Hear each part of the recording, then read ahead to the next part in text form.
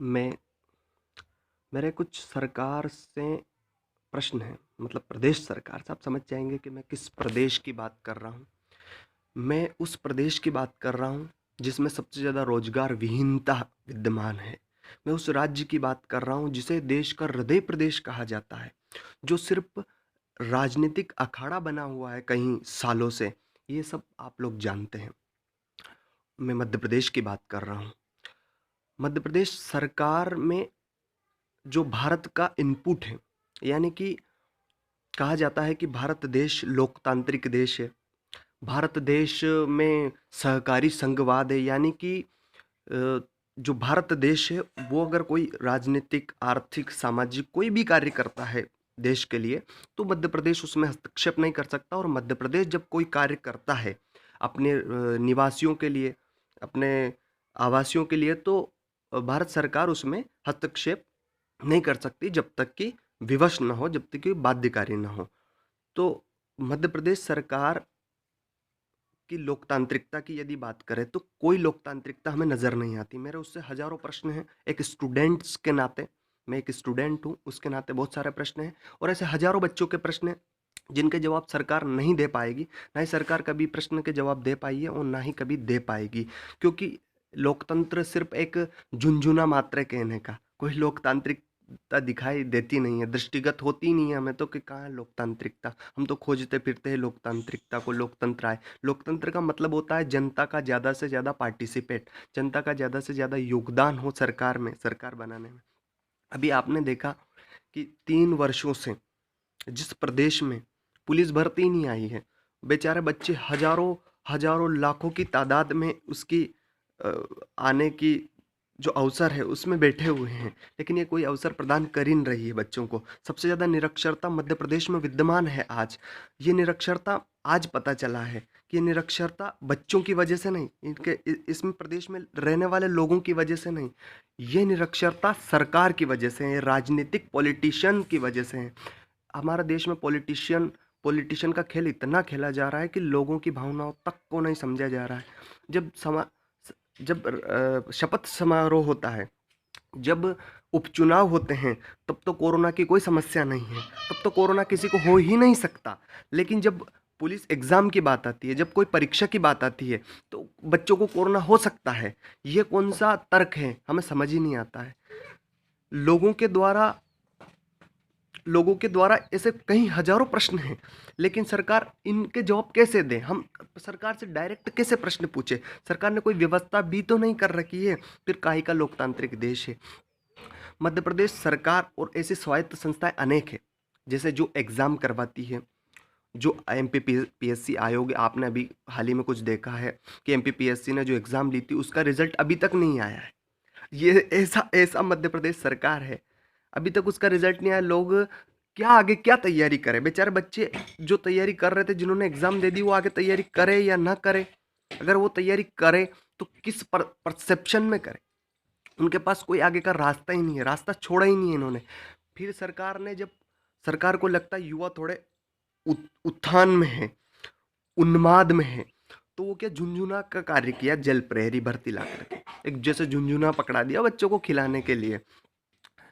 तो उसमें भी उसने अभी हाल हाल ही में कल या परसों अवॉइड अवॉइड कर दिया उसको, अपरिहार्य कारण बता के। कारण बताइए ना, हमें लोकतंत्र कहते हो तो कारण भी नहीं बताते हो। कारण बताइए, हमारे देश में, हमारे प्रदेश में क्या कम अथॉरिटीज है, कम स्वायत्त संस्थाएं, कम आयोग है?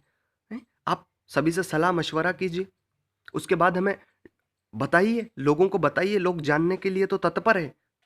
हम उत्साहित है कि क्या कारण है ऐसा कि सरकार ऐसी ऐसी चीज़ों जो रोजगार दिलाती है बच्चों को, उन चीज़ों को रोक रही है।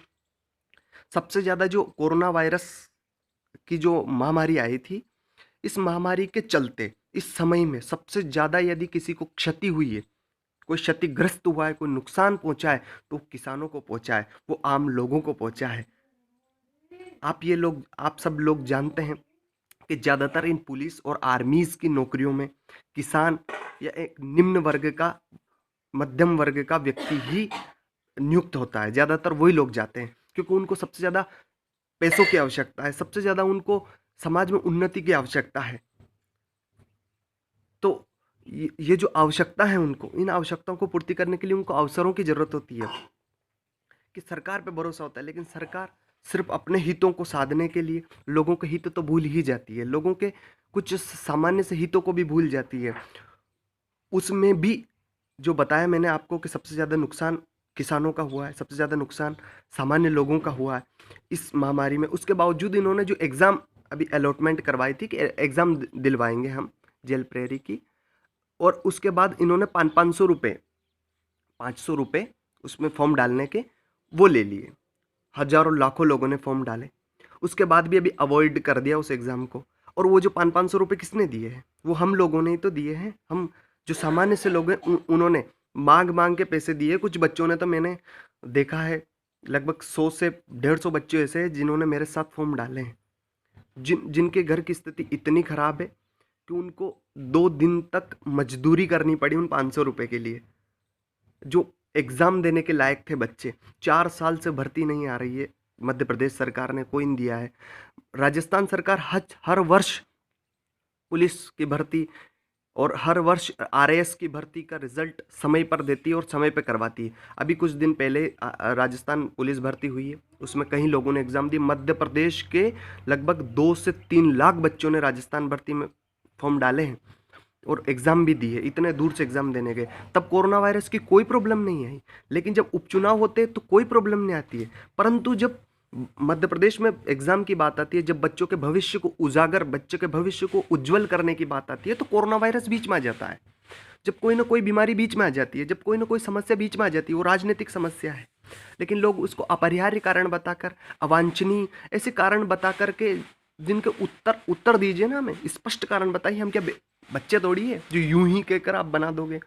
सरकार सरकार को युवाओं युवाओं के जो अवसर पैदा करते हैं, जो सरकार आप देखते हैं, सिंपल सी बात करते हैं कि ज़्यादातर कार्य केंद्रीकरण है। ऊपर से कोई भी सूचना आती है कि ये कार्य होने वाला है, हम लोग उस समय सचेत हो जाते हैं कि भर्ती आने वाली है, कोई एग्ज़ाम होने वाली है, या फिर कोई ऐसा रोजगार का कार्य देने वाली है सरकार। उसके बाद हम उसके लिए उत्साहित रहते हैं, एग्ज़ाम में फॉर्म डालते हैं, उसके बाद वही नियुक्ति करती है, वही भर्ती करती है।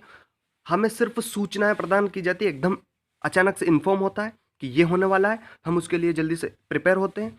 फिर उसके बाद हमें फिर से हमारा उत्साह समाप्त हो जाता है, क्योंकि सरकार फिर से अपना निर्णय चेंज कर देती है। मतलब निर्णय भी वही लेती है, नियुक्तियां भी वही करती है, हमारा इसमें कोई पार्टिसिपेट नहीं है। तो फिर हम लोकतंत्र तो नहीं कहेंगे। और फिर साक्षरता यदि देश में, इस प्रदेश में बढ़ानी है, तो फिर आपको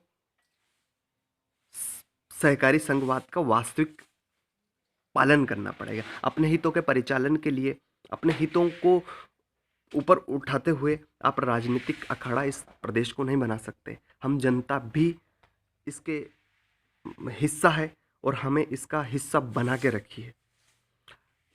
अब मेरे प्रश्नों से, मेरे हजारों प्रश्न हैं जो मेरे मन में कई वर्षों से, लगभग 2, 3, 4 वर्षों से उभर रहे हैं। आज मैं उब चुका था, तो मैंने पूछा कि ये जो लोकतंत्र है, इसका आप हमें दिलासा मत दीजिए, या तो ये कहिए कि भारत देश कोई लोकतांत्रिक देश नहीं है और मध्य प्रदेश में भारत देश को भी हस्तक्षेप कर सकता है। फिर सहकारी संघवाद का जो नारा देते हैं और मध्य प्रदेश में जो राजनीतिक अखाड़ा बना रखा है, इसको एक बिल्कुल हर व्यक्ति राजनीतिक सरकार की आस लगा के बैठा रहता है कि वो सरकार आएगी हमारे लिए कुछ करेगी, वो सरकार आएगी हमारे लिए कुछ करेगी। फिर बाद में परिणाम उसके जो 5 साल के बाद पता चलता है कि सरकार ने तो कुछ किया ही नहीं। फिर अब किसको, कोई विपक्ष भी इतना मजबूत नहीं है कि हम उस विपक्ष को वोट दें। हम मजबूर है एक ही सरकार को वोट देने के लिए, क्योंकि विपक्ष है ही नहीं ना ऐसा कि जिसको हम वोट दें।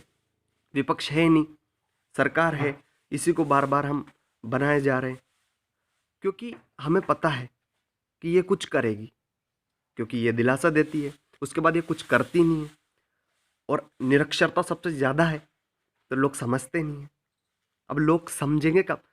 आपने संविधान में आदिवासी, जनजाति, एसटी, एससी को जो 10% आरक्षण कई सालों से दे रखा है, पिछड़ा वर्ग को दिया है, अभी सामान्य लोगों को दिया है, तो ये उन लोगों ने मांगा नहीं था उस समय पे, लेकिन आपने दिया। आप जानते थे कि ये लोग अशिक्षित है, ये इनको पता नहीं इनके अधिकारों का, तो इनके अधिकारों की रक्षा के लिए हम इन्हें कुछ हाथ बढ़ाते हैं इनकी तरफ, इनको कुछ प्रदान करते हैं, अवसर प्रदान करते हैं, इनको थोड़ी सी प्राथमिकता देते हैं। ये आप लोगों ने, यानी कि उस समय की सरकार ने किया था।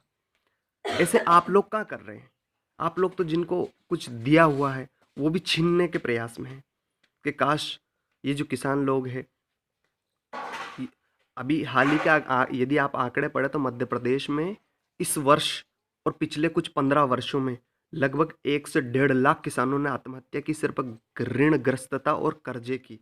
और इस ये जो सरकार का उलट पार उलट उलट प्रहार जो हो रहा है, बस मैं मेरे शब्दों को इतने में विराम देना चाहता हूँ। मैं कोई पॉलिटिशियन तो हूँ नहीं, या फिर मैं तो एक विद्यार्थी स्टूडेंट हूँ। मेरे हृदय पर जो घात पहुँचा है, मेरे मस्तिष्क पर जो ये MPPSC और ये जो एग्ज़ाम्स मैंने अभी दी है, उनमें अभी तक रिजल्ट नहीं आया तो मैं हताश था, निराश था। ने लोगों को निराश कर दिया। अभी अभी कुछ वर्षों में, कुछ वर्ष भी नहीं, अभी कुछ महीनों में मेरे एक दो फ्रेंड ने आत्महत्या तक कर ली है, सिर्फ एग्ज़ाम की वजह से। उनके घर वालों ने इतना उनको सारे पैसे दे करके भेज रखा था कि बेटा पढ़ेगा, बेटा इस वर्ष कुछ बनेगा। घर की सारे ऋण की वजह से इतना बढ़ गया क्लेश कि उनको इतना भारी कदम, इतना गंभीर कदम उठाना पड़ा। तो अब सरकार भी यदि ऐसे कदम नहीं उठाएगी गंभीर, और बच्चों के, युवाओं के भविष्य के बारे में नहीं सोचेगी, तो शायद ही इस प्रदेश का और फिर धीरे धीरे देश का भी विकास होगा। ये संभव नहीं है। यदि इसको संभाव्यता को बढ़ाना है, इसकी प्रोबेबिलिटी को बढ़ाना है, तो आपको इसको साक्षर करना होगा। और साक्षरता जो है वो पढ़ाई से या अवसरों की समानता से ही आती है।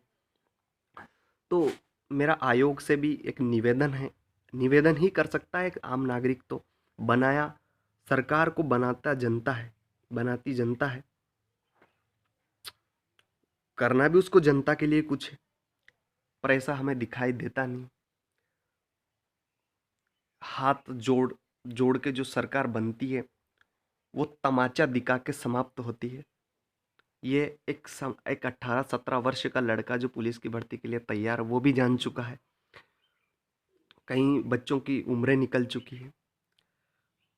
तो बस अब झुनझुने का कार्य न करके, अब लॉलीपॉप का कार्य न करके, इसको एक एक महत्वपूर्ण योगदान पूर्वक, एक सक्षमकारी, एक क्षमता का निर्माण करना होगा प्रदेश में। तब प्रदेश लोकतंत्र बन पाएगा। और मेरा सरकार से भी मैं निवेदन ही कर सकता हूँ सरकार से क्या कर सकता हूँ? निवेदन कर रहा हूँ मैं सरकार से, शिवराज सिंह चौहान साहब से, कि वो इस प्रदेश में युवाओं के बारे में सोचे राजनीति में तो वो ही आएंगे, ठीक है लेकिन युवाओं के बारे में सोचे। जो बच्चे आत्महत्या कर रहे हैं उनके बारे में सोचे। सरकार बन चुकी है, अब तो सोचे। 3 वर्षों से आपने कुछ नहीं सोचा है। पूरी सरकार, प्रदेश सरकार सो रही है। भारत के साथ तो चलिए आप लोग। अगर प्रदेश सरकार में निवास करना हमको भी ऐसा लगने लग जाएगा भार जैसा कि सरकार इस प्रदेश में पैदा ही क्यों हुए, इसमें जन्म ही क्यों हुआ हमारा, हमें ऐसा महसूस ना हो। भारत देश में होते हुए भी हम इस प्रदेश को अलग अलग अलग अलगाववादी महसूस ना करें, तो आप लोग बिल्कुल देश के साथ चलिए। हमारे पड़ोसी राज्य जो है बिहार, यूपी और राजस्थान, हर वर्ष भर्ती देता है, हर वर्ष बच्चों को अवसर प्रदान करता है रोजगार के, पर आप लोग तो इसलिए बस धन्यवाद। सोचिए, विचार कीजिए। आप समझदार लोग हैं, अंडरस्टैंडिंग पर्सन है, कॉमन सेंस है आप सबके पास। मैं तो एक अनभिज्ञ व्यक्ति हूँ। मेरे मन में जो आया मैंने कहा, मेरे मस्तिष्क में जो शब्द थे उनके माध्यम से प्रस्तुत किया। हो सकता है मेरे पास कोई शब्द कम हो, मेरे शब्दों में इतनी मजबूती नहीं हो, मेरी बात में इतना दम ना हो, लेकिन मैंने जितना भाव मेरे अंदर था, मेरे शब्दकोश की सीमा जितनी थी, मैंने उससे प्रकट किया। और धन्यवाद सभी लोगों का। और आप प्रदेश सरकार, बिल्कुल आप पर विश्वास है हमें कि आप कुछ करेंगे, तो कीजिए। धन्यवाद।